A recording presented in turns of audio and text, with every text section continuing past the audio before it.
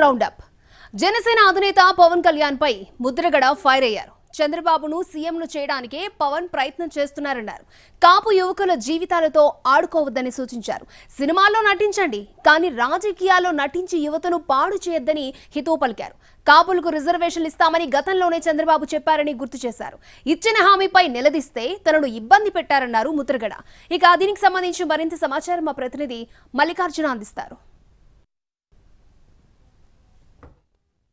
కూటమికి విజయం అందించడానికి, చంద్రబాబును ముఖ్యమంత్రి చేయడానికి పవన్ కళ్యాణ్ నానా అగచాట్లు పడుతున్నారంటూ ముద్రగడ పద్మనాభం విరుచుకుపడుతున్నారు. కాపు ఓటర్ల ప్రభావం ఎక్కువగా ఉండేటటువంటి నియోజకవర్గాల్లో ఆయన విస్తృతంగా పర్యటిస్తున్నారు. ఇటీవల తణుకులో ఆత్మీయ సమావేశం నిర్వహించినటువంటి ముద్రగడ తాజాగా ఉమ్మడి పశ్చిమ గోదావరి జిల్లాలోని తాడేపల్లిగూడెం నియోజకవర్గంలో కూడా కాపుల ఆత్మీయ సమావేశంలో ఆయన పాల్గొన్నారు. ఇదే సమావేశంలో ఇక్కడ ఉండేటటువంటి కాపులను ఉద్దేశిస్తూ మీరందరూ కూడా పవన్ కళ్యాణ్ వెంట నడవాలి అని ఆయన సూచిస్తున్నారు. కానీ ఎందుకు నడవాలో ప్రశ్నించండి అంటూ కూడా వారందరికీ సూచించారు.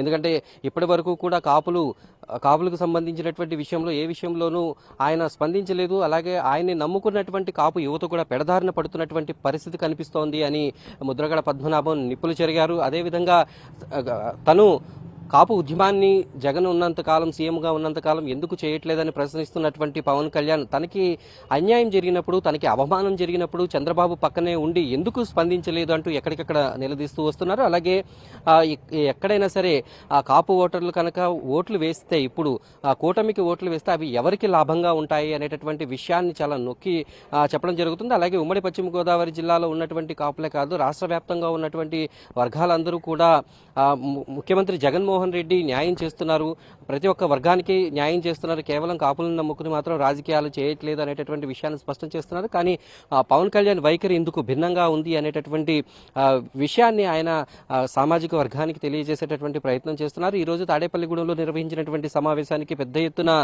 కాపు సోదరులు, అలాగే ఆ సామాజిక వర్గానికి చెందినటువంటి పెద్దలందరూ కూడా హాజరవ్వడం జరిగింది. వారందరూ కూడా ఆ ముద్రగడ ఇచ్చినటువంటి ఈ సూచనలన్నింటినీ కూడా తమకు అనుకూలంగా తీసుకున్నారు. ఎందుకంటే వచ్చే ఎన్నికల్లో పవన్ కళ్యాణ్కి ఓటేసినప్పటికీ కూడా ఆయన తరపున పోటీ చేసేటటువంటి అభ్యర్థులు కేవలం 11 మంది మాత్రమే ఉన్నారు. మిగిలిన వారందరూ కూడా తెలుగుదేశం పార్టీ నుంచి వచ్చినటువంటి నేతలేనేటటువంటి విషయాన్ని స్పష్టం చేశారు.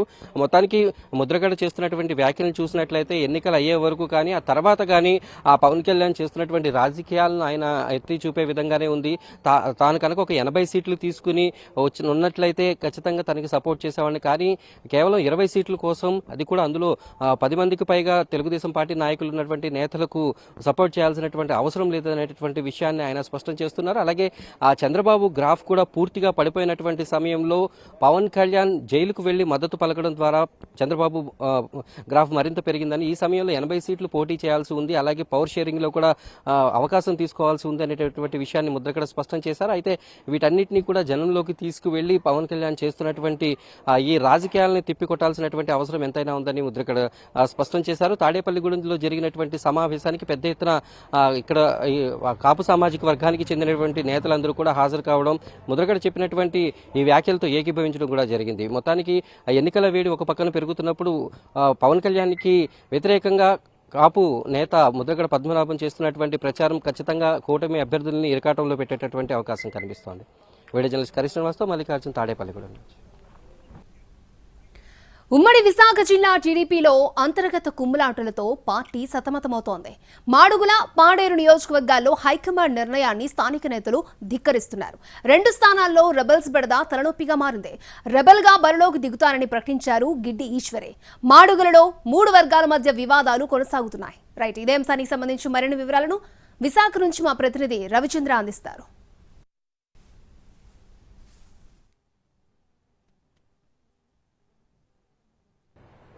కుమ్ములాటలు, అంతర్గత ఎత్తుగడలతో ఉమ్మడి విశాఖ జిల్లాలో తెలుగుదేశం పార్టీ సతమతమవుతోంది. మాడుగుల, పాడేరు నియోజకవర్గాల్లో అధినాయకత్వ నిర్ణయాలను స్థానిక నాయకత్వం ధిక్కరిస్తోంది. ఖచ్చితంగా ఈ 2 స్థానాల్లోనూ రెబల్స్ బెడద చాలా ప్రస్ఫుటంగా కనిపిస్తోంది. పాడేరు నియోజకవర్గంలో మాజీ ఎమ్మెల్యే గిడ్డి ఈశ్వరి తను రెబల్గా పోటీ చేస్తున్నట్టుగా ఇప్పటికే ప్రకటించారు. నిన్న సాయంత్రం ఆయన వర్గానికి సంబంధించి ఆమె ఒక విస్తృతమైన మీటింగ్ పెట్టుకున్నారు. 5 మండలాల నుంచి వచ్చిన నాయకత్వం అంతా కూడా ముక్తకంఠంతో గిడ్డి ఈశ్వరి నాయకత్వాన్ని సమర్థించారు. ఆమె ఖచ్చితంగా తాను పోటీ చేసి గెలవడంతో పాటు గెలిచిన తర్వాత తెలుగుదేశం పార్టీలో జాయిన్ అయ్యే విషయాన్ని ఆలోచిస్తాను. ఖచ్చితంగా తనకు తెలుగుదేశం పార్టీ అధినాయకత్వం అన్యాయం చేసిందనే ఒక అభిప్రాయాన్ని వ్యక్తం చేయటం, దానికి సానుకూలంగానే అక్కడ ఉన్న క్యాడర్ అంతా కూడా మద్దతు తెలపడం. గిడ్డేశ్వరి ఇండిపెండెంట్గా పోటీ చేసినా కూడా మేమంతా కూడా సంపూర్ణంగా మద్దతు ఇస్తామని ప్రకటించిన నేపథ్యంలో పాడేరు నియోజకవర్గ రాజకీయాలన్నీ కూడా ఆసక్తికరంగా మారుతున్నాయి. ప్రస్తుతం అక్కడ రమేష్ నాయుడు అనే ఒక టీచర్కు తెలుగుదేశం పార్టీ అధినాయకత్వం టికెట్ను ఖరారు చేసింది. టీచర్ వర్గంతో పాటుగా ఆయా సమీకరణాలకు ఆలోచించి స్థానిక నాయకత్వంతో కొంత చర్చలు జరిసిన తర్వాత ఆయన అభ్యర్థిత్వాన్ని ఖరారు చేసినట్టు చెప్పినప్పటికీ కూడా ఐవీఆర్ఎస్ సర్వే ఆధారంగానే ఈ అభ్యర్థి ఎంపిక అనేది చాలా స్పష్టంగా ఉందని ఇప్పటికే పార్టీ వర్గాల ద్వారా తెలుస్తోంది. అయితే రమేష్ నాయుడు నాయకత్వంలో పనిచేయడానికి గిడ్డేశ్వర్ వర్గంతో పాటు మాజీ మంత్రి మత్స్యరాస మణికుమారి, అలాగే మాజీ జడ్పీ చైర్మన్ వర్గాలు కూడా అంగీకరించడం లేదు. వీరంతా కూడా స్థానిక రాజకీయ నాయకుల ఎత్తుగడలను తిప్పికొట్టే ప్రయత్నం చేస్తున్నారు. ఇప్పటికే పాడేరు నియోజకవర్గానికి సంబంధించి అంతర్గత రాజకీయాల కారణంగా 5 వర్గాలుగా తెలుగుదేశం పార్టీ చీలిపోయిన పరిస్థితి ఉంది.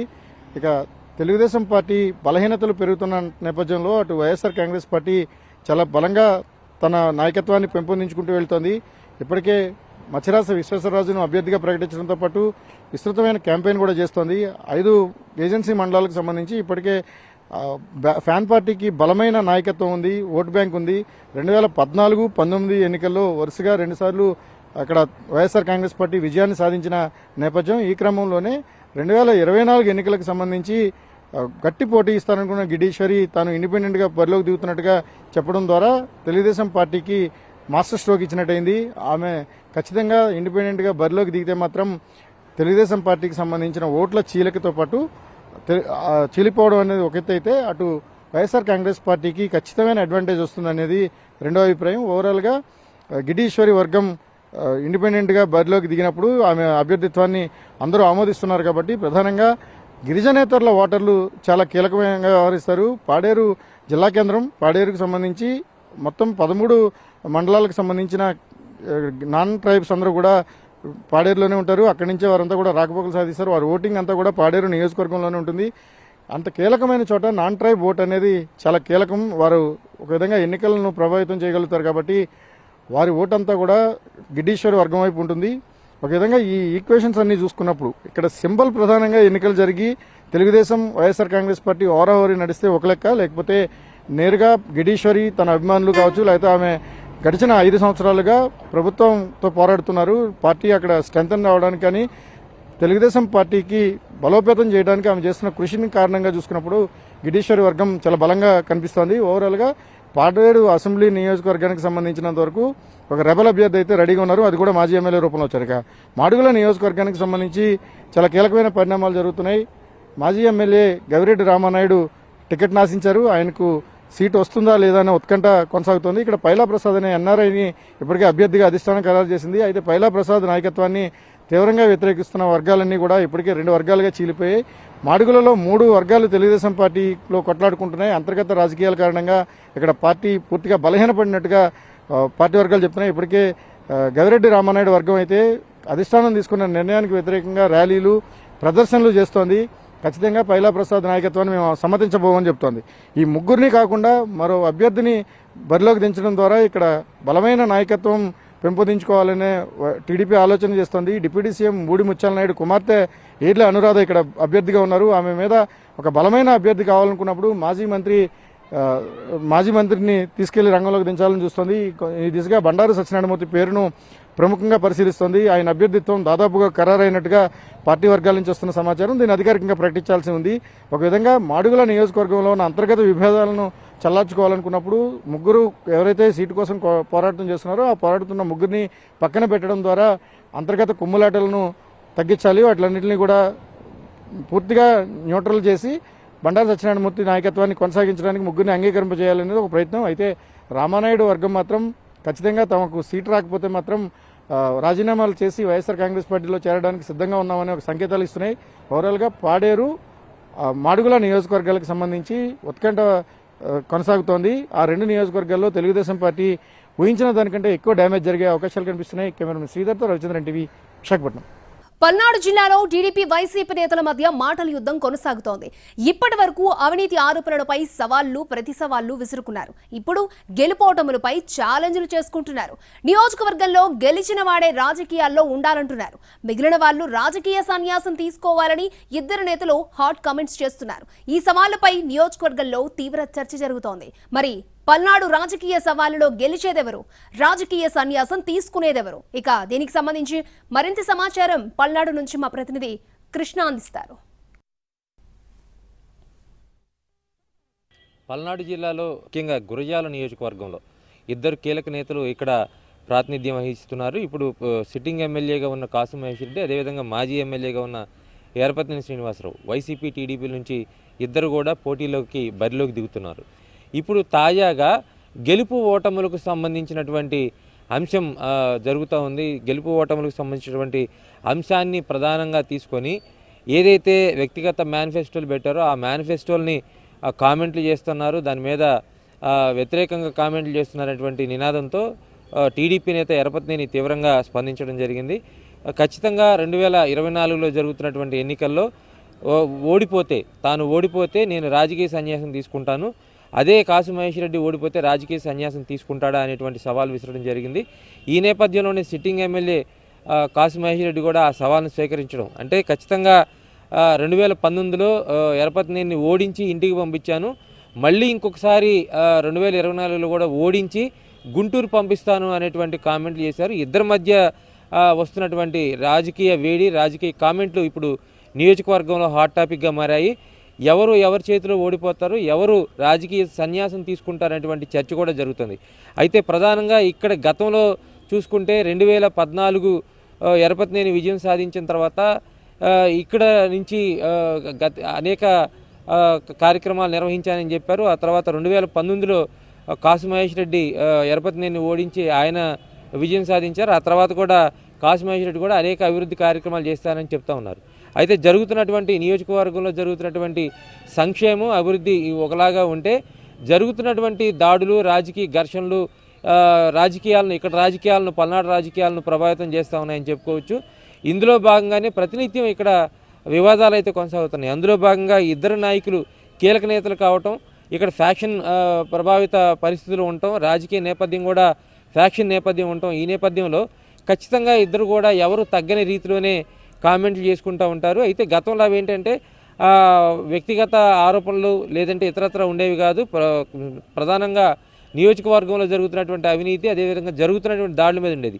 ప్రస్తుతం ఈ రోజైతే ట్రెండ్ మారిందని చెప్పుకోవచ్చు. ఎందుకంటే ఎన్నికల వేడి పూర్తి స్థాయిలో రగిలిన నేపథ్యంలో, ఎన్నికలు మరొక నెల రోజులు మాత్రం ఉన్న నేపథ్యంలో ఇప్పుడు గెలుపు ఓటములకు సంబంధించిన సవాళ్లు ప్రతి సవాళ్లు మాత్రం నాయకులు విసురుకుంటున్నారు.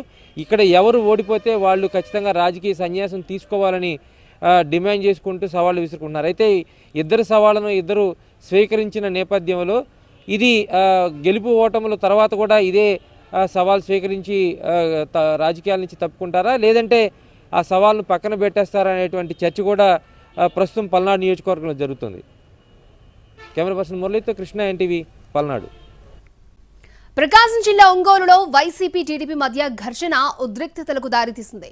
ఒంగోలులో వైసీపీ అభ్యర్థిగా పోటీ చేస్తున్న మాజీ మంత్రి బాలినేని శ్రీనివాసరెడ్డి కోడలు కావ్య ప్రచార సమయంలో వైసీపీ టీడీపీల మధ్య వివాదం చెలరేగింది. ఓ మహిళా వాలంటీర్ ఎన్నికల ప్రచారంలో పాల్గొన్నారంటూ ఆమె ఫోటోలు తీసేందుకు టీడీపీ కార్యకర్తలు ప్రయత్నించడం, వారితో వాగ్వివాదానికి దిగడంతో ఉద్రిక్తత చోటు చేసుకుంది. ఇరు పార్టీల ప్రధాన నేతలు మాజీ మంత్రి బాలినేని శ్రీనివాసరెడ్డి, టీడీపీ మాజీ ఎమ్మెల్యే దామచర్ల జనార్దన్ స్వయంగా రంగంలోకి దిగడంతో పరిస్థితి మరింత ఉద్రిక్తంగా మారింది. ఒంగోలు సమతానగర్లో మొదలైన గొడవ కాస్త రిమ్స్ కి చేరుకోవడంతో దాదాపు అర్ధరాత్రి వరకు 2 గంటల పాటు హై టెన్షన్ నెలకొంది. భారీగా మోహరించిన పోలీసులు ఇరు వర్గాల నేతలకు సర్ది చెప్పి పంపించడంతో వివాదం తాత్కాలికంగా సద్దుమణిగింది. ఇరు పార్టీల నేతలపై పోలీసులు కేసులు నమోదు చేశారు.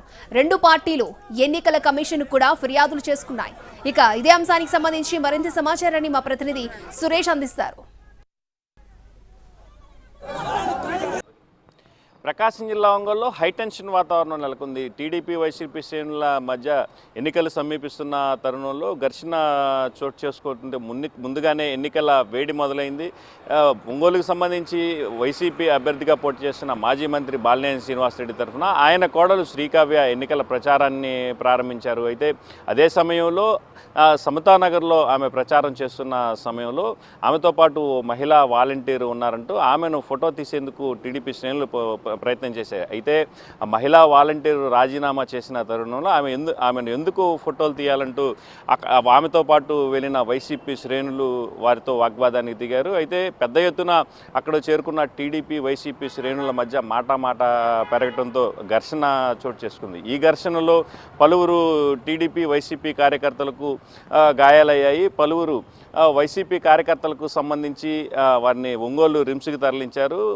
తెలుగుదేశం పార్టీ కార్యకర్తను తీసుకొచ్చి ఒంగోలు ఎస్పీ కార్యాలయంలో మాజీ ఎమ్మెల్యే దామచర్ల జనార్దన్, అదేవిధంగా ఎంపీ మాగుంట శ్రీనివాసరెడ్డి ఫిర్యాదు చేశారు. అయితే ఈ ఘటనకు సంబంధించి ఎవరైతే గాయాల పాలయ్యారో ఆయన్ని తీసుకొని ఒంగోలు రిమ్స్కు తెలుగుదేశం పార్టీ మాజీ ఎమ్మెల్యే దామచర్ల జనార్దన్ వెళ్ళారు. అయితే ఇదే సమయంలో అక్కడ చికిత్స పొందుతున్న వైసీపీ కార్యకర్తలను వారు బెదిరింపులకు పాల్పడ్డారంటూ అదే ఘటనా స్థలానికి ఒంగోలు ఎమ్మెల్యే మాజీ మంత్రి బాలినేని శ్రీనివాసరెడ్డి కూడా చేరుకున్నారు. ఇదే సమయంలో రెండు పార్టీలకు సంబంధించిన వ్యక్తులు పెద్ద ఎత్తున అక్కడ చేరుకోవడంతో రిమ్స్ ప్రాంగణం మొత్తం నినాదాలతో దద్దరిల్లింది. అయితే రాత్రి 2 గంటల పాటు రిమ్స్లో హైడ్రామా నడిచిన అనంతరం పోలీసులు పెద్ద ఎత్తున అక్కడికి మోహరించడం, ఇద్దరు మాజీ మంత్రి బాలినేని శ్రీనివాసరెడ్డితో పాటు మాజీ ఎమ్మెల్యే దామచర్ల జనార్దన్ కూడా సర్ది చెప్పడంతో దాదాపు 2 గంటల హైడ్రామా అనంతరం వారు ఎవరి పార్టీకి వారు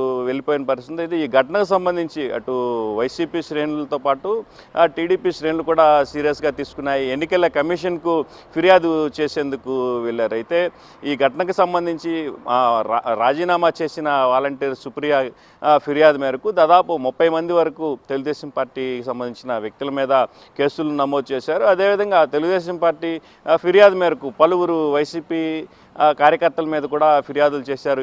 ఇదే అంశానికి సంబంధించి తెలుగుదేశం పార్టీ శ్రేణులు ఎన్నికల కమిషన్కు ఫిర్యాదు చేశారు. వైసీపీకి సంబంధించిన వ్యక్తులు కూడా ఎన్నికల కమిషన్కు ఇదే అంశానికి సంబంధించి ఫిర్యాదు చేసిన పరిస్థితి. మొత్తం మీద ఎన్నికలకు ముందు ఇట్లాంటి ఘటన చోటు చేసుకోవడంతో రెండు పార్టీల్లో ఒక్కసారిగా ఉలిక్కిపడ్డారు. మొత్తం మీద రానున్న ఎన్నికలు మాత్రం మరింత ఉత్కంఠగా మారే అవకాశం ఒంగోలులో కనిపిస్తుంది. ఇది ప్రస్తుతం ఎక్కడున్న తాజా పరిస్థితి. కెమెరామెన్ నారాజుతో సురేష్ అండి.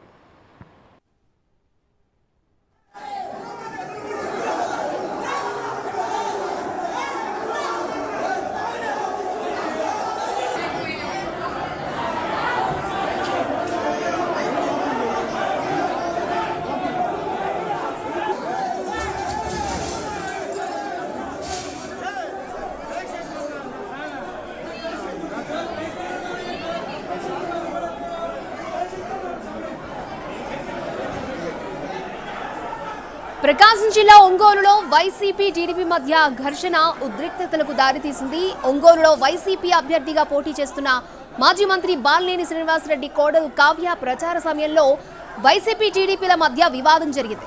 ఓ మహిళా వాలంటీర్ ఎన్నికల ప్రచారంలో పాల్గొన్నారంటూ ఆమెను ఫోటోలు తీసేందుకు టీడీపీ కార్యకర్తలు ప్రయత్నించడం, వారితో వాగ్వివాదానికి దిగడంతో ఉద్రిక్తత నెలకొంది.